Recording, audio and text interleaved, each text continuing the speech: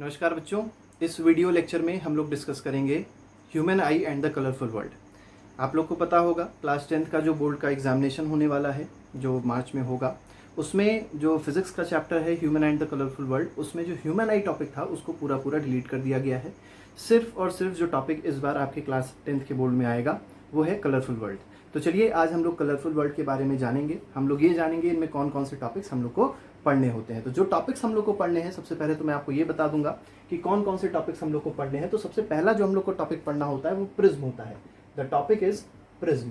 Prism में दो चीजें पढ़नी होगी। सबसे पहला जो टॉपिक हमको पढ़ना होगा प्रिज्म में, दैट प्रिज्म में refraction through a glass prism पढ़ना होगा। तो रिफ्रैक्शन पढ़ना है, refraction through a glass prism.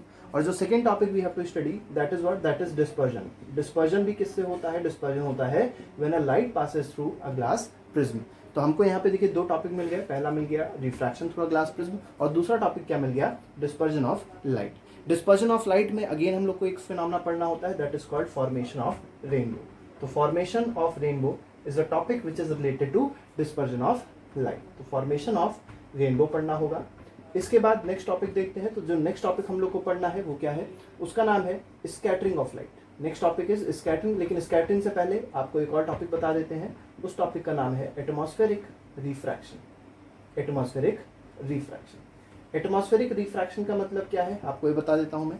देखिए होता क्या है एटमॉस्फेयर में, आप लोग को पता है कई सारी लेयर्स प्रेजेंट है, जैसे ट्रोपोस्फेयर, स्ट्रेटोस्फेयर, मीजोस्फेयर, एक्सोस्फेयर, ये सब चीज़ें प्रेजेंट हैं। ये सब लेयर्स हैं एटमॉस्फेयर में जो प्रेजेंट होती हैं। और वहाँ पे अलग अलग टाइप के पार्टिकल्स प्रेजेंट होते हैं, मतलब अलग अलग साइजेस के पार्टिकल्स प्रेजेंट होते हैं।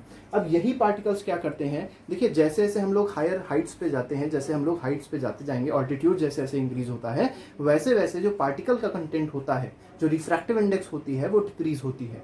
और इस रिफ्रैक्टिव इंडेक्स के ऊपर जाने पे, या ये समझ सकते हैं ऑल्टीट्यूड, हायर ऑल्टीट्यूड पे जाने पे रिफ्रैक्टिव इंडेक्स का कम होना gives rise to what? Gives rise to atmospheric refraction. इस एटमॉस्फेरिक रिफ्रैक्शन से अगेन बहुत सारे फिनोमेना होंगे जो इससे इन्वॉल्व होंगे। जैसे क्या इन्वॉल्व होगा?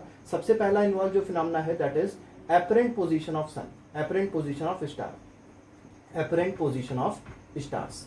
देखिए स्टार्स जो होते हैं वो थोड़े से हाइयर दिखाई पड़ते हैं, हालांकि वो होते थोड़े से नीचे हैं, लेकिन उनकी जो हाइट होगी वो थोड़ी सी ऊपर हम लोग को दिखाई पड़ेगी। Means the position of stars is somewhat higher than their real position. तो ये हमारे पास पहला फिनोमेना है जो इन्वॉल्व होगा। दूसरा फिनोमेना जो इन्वॉल्व होता है वो होता है ट्विंकलिंग ऑफ स्टार्स। आप लोगों ने देखा होगा स्टार्स ट्विंकल करते हैं, तो twinkling of stars is the another formula that will be related to atmospheric refraction. और थर्ड फिनोमेना देखते हैं। तो थर्ड फिनोमेना हमारे पास रिलेटेड है इससे, वो कौन सा है? तो वो है early sunrise and delay sunset. ठीक है, अर्ली सनराइज और डिले सनसेट। तो ये फिनोमेना भी क्या होता है? इसी से इन्वॉल्व है, दैट इज एटमॉस्फेरिक रिफ्रैक्शन। और जो फोर्थ फिनोमेना, जो फोर्थ हमको प्रॉपर्टी पढ़नी है कलरफुल वर्ल्ड में, that is what? That is called scattering of light. बच्चे स्कैटरिंग ऑफ लाइट में और डिस्पर्जन ऑफ लाइट में हमेशा कंफ्यूज रहते हैं। तो स्कैटरिंग अलग फिनोमेना है, डिस्पर्जन अलग एक डिफरेंट फिनोमेना है। स्कैटरिंग का मतलब क्या होता है? स्कैटरिंग का मतलब होता है स्प्रेडिंग ऑफ लाइट। ठीक है, अब आपको देखिए अभी हमने आपको बताया कि एटमॉस्फेयर है, एटमॉस्फेयर में कई सारे पार्टिकल्स प्रेजेंट हैं। वो पार्टिकल्स क्या करते हैं? जो भी लाइट आती है, जो भी व्हाइट लाइट आती है, उसको स्प्रेड कर देते हैं। ठीक है, अलग अलग डायरेक्शंस में लाइट को क्या करते हैं? स्प्रेड करते हैं। और इसी स्प्रेडिंग ऑफ लाइट को क्या कहा जाता है? It is called scattering of light. तो हम लोग को ये चार फिनोमेना पढ़ने हैं, ये चार प्रिंसिपल्स या ये चार कह सकते हैं टॉपिक्स पढ़ने हैं। और इसमें सब टॉपिक्स जो हमको पढ़ने हैं वो मैंने आपको अभी लिख के बताया। इसी तरीके से हम लोग स्कैटरिंग में भी देख लेते हैं कि स्कैटरिंग में कौन कौन से टॉपिक्स देखने हैं। तो स्कैटरिंग में जो हमको टॉपिक देखना है वो सबसे पहला जो टॉपिक होगा वो होगा ब्लू कलर ऑफ स्काई। आप लोग जब आसमान देखेंगे, स्काई देखेंगे, तो किस कलर का दिखाई पड़ता है? ब्लू कलर का दिखता है। But it is not actually blue in colour, but it appears as a blue colour sky. तो जो स्काई है वो अपीयर करती है that it is of blue colour, लेकिन जो ओरिजिनलिटी है, जो उसकी असलियत है, वो ये गलत है। ठीक है, वो ब्लू नहीं है। दूसरा, अगर स्काई ब्लू कलर की है, ठीक है, ब्लू कलर की अगर स्काई दिख रही है, it is appearing to be of blue colour, लेकिन वो किसको दिख रही है? The person who is standing on earth. अगर मान लीजिए आप अर्थ पे नहीं है, आप मून पे हैं या आप स्पेस पे हैं, तो जो आपको स्काई दिखाई पड़ेगी वो किस कलर की दिखाई पड़ेगी? वो ब्लैक कलर की दिखाई पड़ेगी। क्यों? Because there is absence of atmosphere on space, और ये कह सकते हैं there is absence of atmosphere on moon, जिसकी वजह से वहाँ पार्टिकल्स नहीं होंगे। और पार्टिकल्स नहीं होंगे तो लाइट जो है वो स्कैटर नहीं हो पाएगी। और क्योंकि लाइट की स्कैटर नहीं होगी तो जो स्काई होगा दैट विल अपीयर डार्क और it will appear to be black. अगला जो टॉपिक हमको पढ़ना है स्कैटरिंग में वो है डेंजर सिग्नल्स। तो डेंजर सिग्नल आप लोग ने देखे होंगे। डेंजर सिग्नल या स्टॉप का जो सिग्नल होता है, जो हमेशा ट्रैफिक में भी यूज़ होता है, that is always of red colour. अब रेड कलर क्यों है? देखिए, रेड कलर की वेवलेंथ सबसे ज़्यादा होती है और वायलेट की वेवलेंथ सबसे कम होती है। अगर उस स्पेक्ट्रम की बात करें, जो विबग्योर का स्पेक्ट्रम होता है, उसमें अगर बात करी जाएगी तो जो रेड कलर लाइट होती है दैट हैज़ मैक्सिमम वेवलेंथ, और जिसकी वेवलेंथ सबसे ज़्यादा होगी स्कैटरिंग उसकी सबसे कम होती है। और इसको हम लोग फिलहाल डिस्कस करेंगे, लेकिन अभी मैं सिर्फ आपको टॉपिक्स बता रहा हूँ कि कौन कौन से टॉपिक्स हम लोग को इस चैप्टर में पढ़ने हैं। तो ये 3 टॉपिक्स हो गए। इसके बाद देखिए, स्कैटरिंग से सबसे पहला topic blue colour of sky है, मून है, डेंजर सिग्नल्स है, और जो चौथा टॉपिक है वो है प्लैनेट्स डू नॉट ट्विंकल। तो प्लैनेट्स डोंट ट्विंकल, तो ये भी इसमें हम लोग वैसे यूज़ कर सकते हैं। ठीक है, प्लैनेट्स ट्विंकल नहीं करते, हालांकि ये इसमें आ जाएगा, ट्विंकलिंग ऑफ स्टार्स में आ जाएगा। इसी की तरह हम लोग एक और टॉपिक पढ़ लेंगे कि वाई प्लैनेट्स डोंट ट्विंकल। तो ये हमारे पास 3 टॉपिक हैं जो हम लोग स्कैटरिंग में पढ़ने हैं, जिसमें पहला टॉपिक हो जाएगा blue colour of sky. Second topic will be the sky appears black to astronaut which is on moon और हु इज ऑन स्पेस। ठीक है, who is on space. Next जो टॉपिक पढ़ना है दैट इज डेंजर सिग्नल्स। तो danger signals are of red colour, so why they are of red colour that we have to study in this given topic. ठीक, तो ये हम लोग को टॉपिक्स पढ़ने हैं। इसके बाद अब हम लोग डिस्कस करेंगे एक एक करके टॉपिक्स को। तो सबसे पहले हम लोग देखेंगे प्रिज्म क्या होता है, प्रिज्म में रिफ्रैक्शन कैसे होता है, प्रिज्म में डिस्पर्जन कैसे होता है। तो चलिए देखते हैं प्रिज्म का टॉपिक। तो बच्चों, हम लोग प्रिज्म का हम लोग ने डायग्राम बना लिया है। यहाँ पे आप लोग देख सकते हैं हम लोग ने एक ट्राइंगुलर प्रिज्म लिया हुआ है। ये प्रिज्म जो होता है ये ग्लास का बना हुआ होता है, और हम लोग इसमें पढ़ेंगे how the refraction take place in a prism. तो देखिए, प्रिज्म में रिफ्रैक्शन कैसे होता है, बहुत सिंपल तरीका है। हमको सबसे पहले एक इंसिडेंट रे फॉल करानी होती है। तो जो इंसिडेंट रे है ये कैसी है, इसका नेचर क्या है, तो दिस इज मोनोक्रोमैटिक। कैसी है? This is monochromatic. मोनोक्रोमैटिक मतलब ये एक ऐसी लाइट है जिसके पास सिर्फ एक कॉन्स्टिट्यूएंट कलर होगा, एक से ज्यादा कॉन्स्टिट्यूएंट कलर नहीं होंगे। तो दिस इज मोनोक्रोमैटिक लाइट। इसको जैसे ही प्रिज्म के अंदर फॉल कराते हैं तो देखिए, ये वाला मीडियम जो होगा एयर होगा, बाहर एयर होगी, अंदर ग्लास होगा, फिर एयर होगी। इसका मतलब this is rare medium, this is denser medium. तो ये रेयर मीडियम है, air is rare and glass is denser medium. तो देखिए, लाइट जो है that is coming from rarer medium to denser medium. अब जब लाइट रेयरर से डेंसर आ रही है, देखिए लाइट को कुछ इस तरीके से जाना चाहिए। तो light is coming from rarer to denser, लेकिन लाइट कुछ इस तरीके से ना जाके it will bend towards the normal. देखिए नॉर्मल ये है ना, दिस इज नॉर्मल लाइन। तो जो लाइट ऐसे जानी चाहिए थी वो लाइट नॉर्मल की तरफ बेंड हो गई, and since the light is bending towards the normal, तो इस तरीके से हम लोग ने डायग्राम को बना दिया। अब देखिए क्या होगा। अब इसके बाद जब आप देखेंगे लाइट इस वाले सरफेस पे फॉल कर रही है, पहले लाइट इस सरफेस पे फॉल करी, अब लाइट इस सरफेस पे फॉल करी है, दैट इज, इसको मान लेते हैं ए, बी और सी। तो पहले जो सरफेस था वो ए बी था, उसके बाद जिस सरफेस पे लाइट जा रही है दैट इज ए सी, वहां से रिफ्रैक्शन होगा। अब रिफ्रैक्शन जो अगले सरफेस में हो रहा है that is A C, A C surface में रिफ्रैक्शन हो रहा है। अब जब सरफेस ए सी में रिफ्रैक्शन होगा तो देखिए क्या होगा, light is travelling from denser medium to rarer medium. जब लाइट डेंसर से रेयरर जाती है it always travels away from the normal, मतलब ये बेंड किधर होगी, it will bend away from the normal. देखिए लाइट को, जो यहाँ से निकल रही थी लाइट, उसको कुछ इस डायरेक्शन में जाना चाहिए था, लेकिन वो इस डायरेक्शन से टुवर्ड्स नॉर्मल होती तो इधर जाती, but it will not travel towards the normal, it will bend away from the normal. और अवे का मतलब क्या हो गया, नॉर्मल अगर उधर है, नॉर्मल से दूर मतलब इस तरफ वो जाएगी। ठीक है, तो ये हमारे पास पूरा प्रोसेस हो जाएगा, ये पूरा हमारा डायग्राम हो जाएगा किसका, refraction through a glass prism का। अब यहाँ पे हमको कुछ एंगल समझने हैं जो बहुत इंपॉर्टेंट है। जैसे सबसे पहला जो एंगल हमको दिया है that is angle of incidence. अब ये एंगल ऑफ इंसिडेंस क्या होता है, एंगल ऑफ इंसिडेंस का मतलब है दिस इज इंसिडेंट रे, तो इंसिडेंट रे और नॉर्मल, दिस इज नॉर्मल। ठीक है, ये नॉर्मल है, और इसी तरीके से ये भी क्या है, नॉर्मल है। ठीक है, तो there are two normals because there are 2 point of incidences. तो 2 पॉइंट ऑफ इंसिडेंस पे हमको 2 नॉर्मल दिखाई पड़ रहे हैं। तो देखिए सबसे पहला आपको बताना है कि what is angle of incidence. तो angle of incidence is the angle between incident ray and normal. तो इंसिडेंट रे एंड नॉर्मल के बीच का जो एंगल होता है that is angle of incidence. Second देखते हैं, तो second is angle of emergence, this is angle of emergence. Angle of emergence क्या होता है, angle of emergence is the angle between, this is emergent ray, क्योंकि ये इमर्ज हो रही है बाहर, तो दिस इज इमर्जेंट रे। तो angle between emergent ray and normal is called angle of emergence. अब देखिए इसके बाद आपको देखिए क्या पता चला, आपको पता चला कि जो इंसिडेंट रे थी ये कुछ आ रही थी ऐसे स्ट्रेट डायरेक्शन में, लेकिन हमको क्या पता चल रहा है कि यहाँ देखिए डेविएशन हो रहा है। मतलब ये जो लाइन है अगर इसको आगे एक्सटेंड कर दें हम लोग, थोड़ा सा इसको अगर मिटा दिया जाए और इसको आगे एक्सटेंड कर दिया जाए, मान लीजिए इस इंसिडेंट रे को हम लोग ने क्या कर दिया, आगे एक्सटेंड कर दिया। जब इस इंसिडेंट रे को आगे एक्सटेंड किया और देखा हम लोग ने कि इंसिडेंट रे से कितना डेविएशन हो रहा है, तो जितना एंगल का, जिस एंगल का डेविएशन होता है, that angle is called angle of deviation. तो देखिए लाइट जो इंसिडेंट रे थी वो ऐसे जानी चाहिए थी, और वो जा कैसे रही है, तो वो कुछ इस तरीके से जा रही है। देखिए वो कुछ इस तरीके से उसका डायरेक्शन आ गया, मतलब इमर्ज वो इस तरीके से कर रही है। तो angle between emergent ray and incident ray, देखिए ये इंसिडेंट रे हो गई और ये इमर्जेंट रे हो गई, तो दोनों के बीच का एंगल यही तो होगा, ठीक है। तो angle between incident ray and emergent रे is called angle of deviation. इसको हम लोग डी से रिप्रेजेंट कर देते हैं। तो D is what, D is angle of deviation, angle of deviation होता है, ठीक है। तो एंगल ऑफ डेविएशन क्या होता है, तो अगर आपसे पूछा जाएगा what is angle of deviation, आपको बताना है the angle between incident ray and emergent रे is called angle of deviation. अब बात आती है ये जो ए, कैपिटल ए लिखा है, ये कौन सा एंगल है, इसको बोलते हैं एंगल ऑफ प्रिज्म, इसको बोलते हैं एंगल ऑफ प्रिज्म।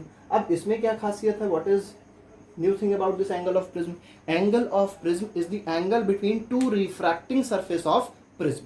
देखिए यहाँ पे जो रिफ्रैक्शन हो रहा है वो पहला किस सरफेस से हो रहा है, ए बी सरफेस से रिफ्रैक्शन हो रहा है, दूसरा किस सरफेस से रिफ्रैक्शन हो रहा है, तो ए सी सरफेस से रिफ्रैक्शन हो रहा है। इसका मतलब जो रिफ्रैक्टिंग सरफेस है वो पहला सरफेस हो जाएगा ए बी और दूसरा सरफेस हो जाएगा ए सी। तो दोनों के बीच का एंगल क्या हो गया, दोनों के बीच का एंगल हो गया angle A, that is angle of prism. तो angle of prism is the angle between the two refracting surface of prism. तो ये जो हम लोग को पढ़ना होता है यही कहा जाता है refraction through a glass prism. तो इस तरीके से एंगल ऑफ डेविएशन को बताया जाता है, एंगल ऑफ इंसिडेंस बताया जाता है, एंगल ऑफ इमर्जेंस बताया जाता है, and this phenomena is called refraction through a glass prism. इसके बाद हम लोग पढ़ते हैं कि लाइट जो है वो कैसे स्पेक्ट्रम में कन्वर्ट होती है, मतलब जो व्हाइट लाइट होगी how will it split into its component colours. तो वो भी इस प्रिज्म के ही थ्रू होगा, लेकिन जो हमको चेंज करना पड़ेगा वो क्या करना पड़ेगा, अभी जो हम लोग ने इंसिडेंट रे ली थी वो मोनोक्रोमैटिक ली थी, अब जो इंसिडेंट रे होगी वो मोनोक्रोमैटिक नहीं होगी।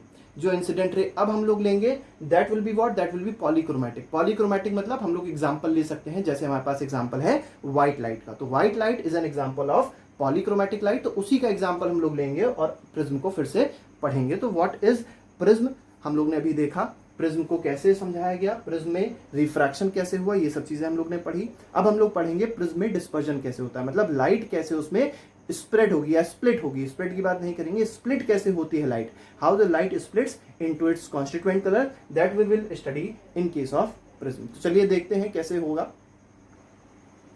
तो बच्चों आप देख सकते हैं हमने एक और डायग्राम बना लिया है, और ये जो डायग्राम है इसमें हम लोग रिप्रेजेंट कर रहे हैं what is dispersion of light. तो डिस्पर्जन ऑफ लाइट को समझने के लिए सबसे पहले जो आपको समझना है वो ये समझना है डिस्पर्जन उस लाइट का होगा जिसके पास अलग अलग कॉन्स्टिट्यूएंट कलर्स होंगे। मतलब अगर मान लीजिए आपने मोनोक्रोमैटिक लाइट ली है तो मोनोक्रोमैटिक लाइट का डिस्पर्जन नहीं हो सकता, क्यों, क्योंकि वहां पे सिंगल लाइट प्रेजेंट है। लेकिन यहाँ पे देखिए हमने जो लाइट ली है that is what, that is white light. White light मतलब इसके पास कितने कंपोनेंट कलर्स हैं, 7 कंपोनेंट कलर्स हैं। और इसको व्हाइट क्यों बोलते हैं, व्हाइट इसलिए बोलते हैं क्योंकि 7 कंपोनेंट्स कलर जो होते हैं वो जब रिकम्बाइन करेंगे, जब 7 कंपोनेंट कलर्स को हम लोग रिकम्बाइन करते हैं तो क्या फॉर्म होता है, वो फिर से व्हाइट लाइट के फॉर्म में हमको मिल जाता है। और वो हम लोग न्यूटन्स रिंग के रूप में देखते थे। और कहाँ देखते थे, क्लास 7th के आपने अगर लाइट चैप्टर पढ़ी होगी तो वहां पे आपको एक न्यूटन्स रिंग बताई गई होगी। न्यूटन्स रिंग में क्या होता है, हम लोग एक रिंग बनाते हैं, उस रिंग में क्या करते हैं 7 कलर्स की ऐसे करके हम लोग 7 कलर्स फिल कर देते हैं। अब 7 कलर जो होंगे वो क्या होते हैं, विबग्योर होता है, VIBGYOR विबग्योर फिल करते हैं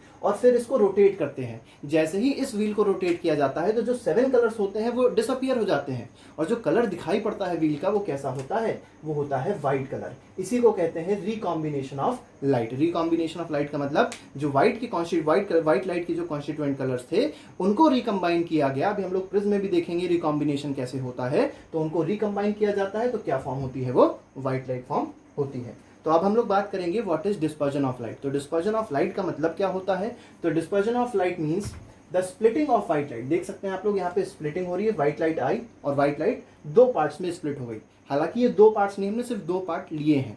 अब ये कौन से 2 पार्ट हैं, तो देखिए जो 7 कलर्स होते हैं, जो 7 कंपोनेंट कलर्स होते हैं व्हाइट लाइट में, वो क्या होते हैं, तो वो 7 कंपोनेंट कलर्स होते हैं विबग्योर, VIBGYOR विबग्योर। अब विबग्योर का मतलब क्या है, दिस इज वॉयलेट, V का मतलब हो जाएगा वॉयलेट, ठीक है। इसके बाद I का मतलब क्या हो जाएगा, इसको थोड़ा सा मैं नीचे लिख दूं, ठीक है। V का मतलब है वॉयलेट, I का मतलब है इंडिगो, तो VIBGYOR विबग्योर है।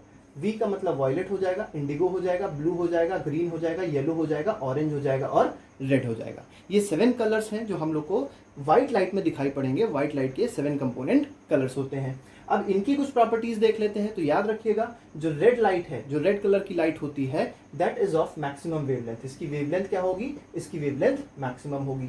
वेवलेंथ क्या होती है? Wavelength is the distance between 2 consecutive crest और 2 कॉन्जिक्यूटिव ट्रफ, या length of wave is called wavelength. ये चीज आप लोग क्लास 9th में साउंड चैप्टर में पढ़ के आए हैं।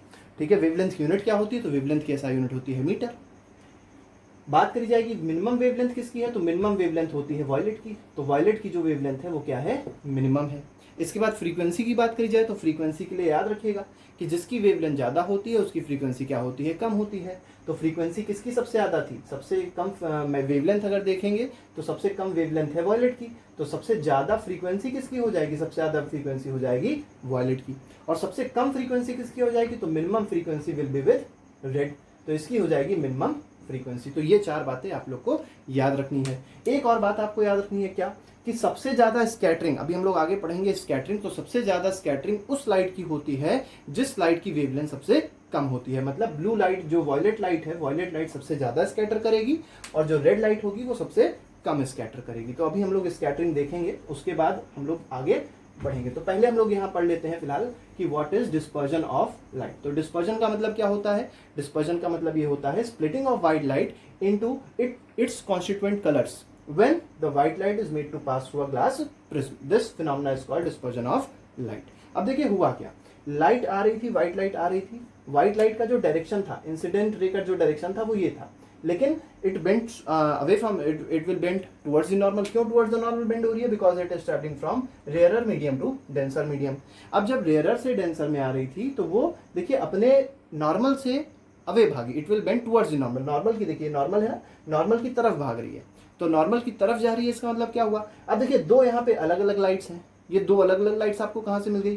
क्योंकि जो व्हाइट लाइट है इसके अंदर 2 कंपोनेंट्स हैं। अभी हम लोग फिलहाल ये समझ के चल रहे हैं, इस व्हाइट लाइट के अंदर 2 कॉन्स्टिट्यूएंट कलर्स हैं। कौन कौन से हैं? तो एक मान लेते हैं वॉयलेट है और एक मान लेते हैं रेड है। तो ये हो गया रेड और ये हो गया वॉयलेट। अब देखिए हमने क्या देखा? हमने ये देखा कि जो रेड कलर की लाइट है, जो रेड लाइट थी, वो कम डेविएट कर रही है और जो वॉयलेट लाइट है वो ज्यादा डेविएट कर रही है। तो ऐसा क्यों होता है? तो ऐसा होता है ड्यू टू इट्स वेवलेंथ। तो जिसकी वेवलेंथ ज्यादा होगी वो कम डेविएट करेगी, उसका एंगल ऑफ डेविएशन कम होगा, और जिसकी वेवलेंथ कम होगी उसका एंगल ऑफ डेविएशन है, उसका डेविएशन क्या होगा? ज्यादा होगा। तो डेविएशन किसका ज्यादा है? तो डेविएशन वॉयलेट लाइट का ज्यादा है। डेविएशन किसका कम है? तो डेविएशन रेड लाइट का कम हो रहा है। और बीच में इसके जो लाइट्स होंगी वो कौन सी होंगी? वो 5 और लाइट्स होंगी, VIB GYOR, ऐसे हो जाएगा। थोड़ा सा डायग्राम गलत हो जाता, थोड़ा सा डायग्राम गंदा हो जाता, इसलिए हमने सिर्फ कितनी लाइटें ली हैं? सिर्फ 2 लाइट्स वी हैव taken. ठीक है, only 2 lights we have taken in this diagram. तो white light is been converted, is been splitted, जो स्प्लिट हुई है, there is a split of white light into its constituent colours. और इसी phenomena को क्या कहते हैं? डिस्पर्जन ऑफ लाइट कहते हैं। देखिए क्या हुआ, लाइट आ रही थी और ये टुवर्ड्स द नॉर्मल बेंड हो गई। नॉर्मल ये था, टुवर्ड्स द नॉर्मल बेंड हुई। ज्यादा कौन सी बेंड हुई? ज्यादा बेंड हुई वॉयलेट लाइट। कम कौन सी लाइट बेंड हुई? तो कम लाइट बेंड हुई रेड लाइट। अब देखिए होगा क्या, अब ये लाइट, जो रेड वाली लाइट होगी वो यहाँ फॉल करेगी। जब इस सरफेस से फॉल करेगी तो यहाँ से फिर से रिफ्रैक्शन होगा। और रिफ्रैक्शन कैसे होगा? इट विल नॉट, देखिए जाना चाहिए कुछ लाइट को इस तरफ, it will not bend towards the normal, क्योंकि लाइट है that is travelling from denser medium. ये मीडियम कैसा है? डेंसर है। मीडियम कैसा है? रेयरर है। Light is travelling from denser to rarer. अब जब लाइट डेंसर टू रेयरर जा रही होगी, it will bend away from the normal. ठीक है, अवे फ्रॉम द नॉर्मल मतलब ये नॉर्मल है तो इससे दूर भागी। तो देखिए दूर भाग रही है और हम लोग देख सकते हैं ये लाइट कुछ इस तरफ आ गई। तो मतलब ये जो लाइट हुई, this light will be of red colour. इसके बाद वॉयलेट को देखा जाए तो वॉयलेट में क्या होगा? लाइट जा रही थी सीधे और वो बेंड कर गई, और किधर बेंड हो रही है? It is bending away from the normal. तो यहाँ पे भी आप देख सकते हैं बेंडिंग हो रही है किधर? Away from the normal. और इसको क्या कहा जाएगा? ये जो लाइट होगी this will be violet light. ये लाइट कौन सी हो जाएगी? ये लाइट हो जाएगी वॉयलेट लाइट। तो ये हो गया हमारा रेड कलर, ये हो गया हमारा वॉयलेट कलर। और इसके बीच में जो लाइट्स होंगी वो क्या होगी? VIB GYO। ठीक है, तो बाकी जो लाइट्स होंगी वो इसी के बीच में हो जाएगी। तो ये हमारा पूरा फिनोमेना है that which is called dispersion of light. और देखिए ये एक बैंड बन रहा है और इसी बैंड ऑफ 7 कलर्स को क्या कहा जाता है? इसको कहते हैं स्पेक्ट्रम। तो spectrum is what? Spectrum is the band of 7 colours. तो ये हमारे पास जो टॉपिक है, ये टॉपिक कहलाता है डिस्पर्जन ऑफ लाइट। और जो पिछला हमने टॉपिक देखा था वो क्या था? वो था refraction through a glass prism. Next topic में हम लोग क्या देखेंगे? नेक्स्ट टॉपिक में हम लोग पढ़ेंगे तो पहले तो आप लोग ये सब चीज़ें समझ लीजिए कि स्पेक्ट्रम क्या होता है, वाइट लाइट क्या होती है, ग्लास प्रिज्म क्या होता है, डिस्पर्जन क्या होता है। तो डिस्पर्जन फाइनली हमको पता चला, व्हाट इज डिस्पर्जन, तो splitting of white light into a band of 7 colours, ठीक है, splitting of white light into a band of 7 colours is called dispersion of light. लेकिन ये कब होगा, when the light is made to pass through a glass prism. लेकिन कौन सी light, तो ये याद रखिएगा कंडीशन है, the light should be white light, else there will be refraction of light, वहां पे डिस्पर्जन नहीं होगा। अभी हमने देखा भी था रिफ्रैक्शन हो रहा था, रिफ्रैक्शन में हम लोग को मेन चीज क्या देखनी थी, एंगल ऑफ डेविएशन देखना था। अच्छा, यहाँ पे अगर मान लीजिए आपसे एक और चीज पूछ ली जाए कि ये मान लीजिए ये हमारे पास इंसिडेंट रे है और ये हमारे पास इमरजेंट रे है, ठीक है, तो अगर आपसे पूछा जाए किसमें angle of emergence, angle of deviation किसमें ज्यादा होगा, तो ये जो एंगल ऑफ डेविएशन होगा ये किसके लिए है, रेड वाले के लिए है।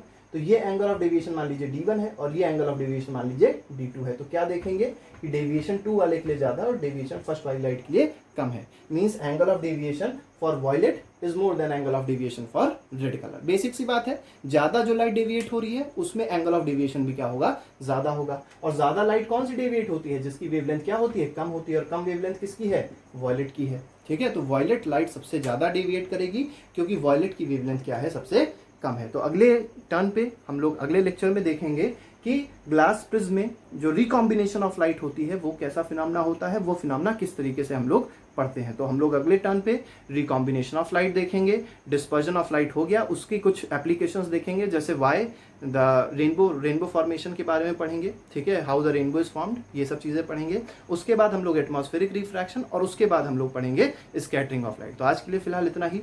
Thank you very much, goodbye, जय हिंद।